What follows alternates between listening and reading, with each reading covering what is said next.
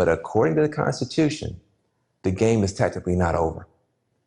After the cameras go away, after the confetti swept away, when one major candidate is already saying he may not accept the results of the vote counting. You know, every time Donald thinks things are not going in his direction, he claims whatever it is rigged against him. The FBI conducted a year-long investigation into my emails. They concluded there was no case. He said the FBI was rigged. He lost the Iowa caucus. He lost the Wisconsin primary. He said the Republican primary was rigged against him. Then Trump University gets sued for fraud and racketeering. He claims the court system and the federal judge is rigged against him.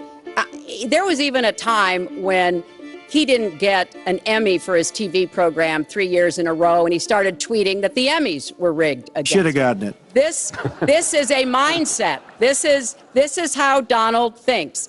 And it's funny, but it's also really troubling. I think this will end up in the Supreme Court, and I think it's very important that we have 9 justices, and I think the system is going to go very quickly. I'll be submitting at 5 o'clock on Saturday the name of the person I chose for this most important of all positions.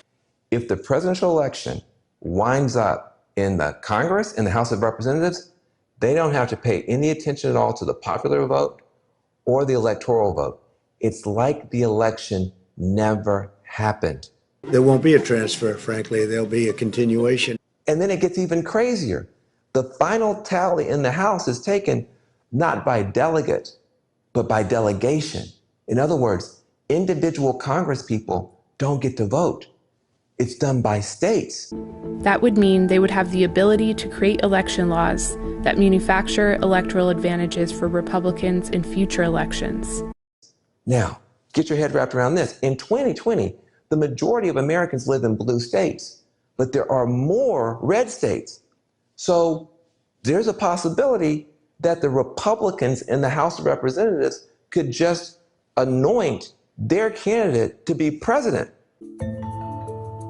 These poll workers are counting ballots that would decide the outcome of this election. But there's another reason why these states are critical. Republican lawyers have filed lawsuits in each one of these places in an attempt to sue their way to electoral victory. In an attempt to sue their way to electoral victory. In an attempt to sue their way to electoral victory. I think this will end up in the Supreme Court.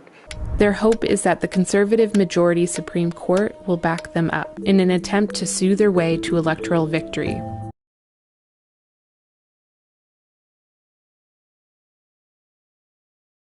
No, that is not the way our democracy works. We've been around for 240 years.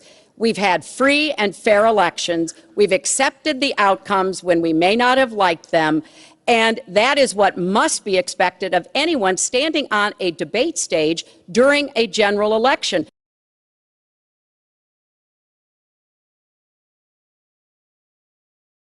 Mr. President, real quickly, win, lose, or draw in this election, will you commit here today for a peaceful transfer of power after the election? And there has been rioting in Louisville, there's been rioting in many cities across this country, red and your so-called red and blue states. Will you commit to making sure that there is a peaceful transferal of power after the election? Well, we're going to have to see what happens. You know that I've been complaining very strongly about the ballots, and the ballots are a disaster. I understand that, but people are rioting. Do you commit to making sure that there's a peaceful transferal of power? We want to get rid of the ballots, and you'll have a very peaceful. There won't be a transfer, frankly. There'll be a continuation. There won't be a transfer, frankly. There'll be a continuation. There won't be a transfer, frankly. There'll be a continuation. Which means the state legislature alone could drastically impact voting rights.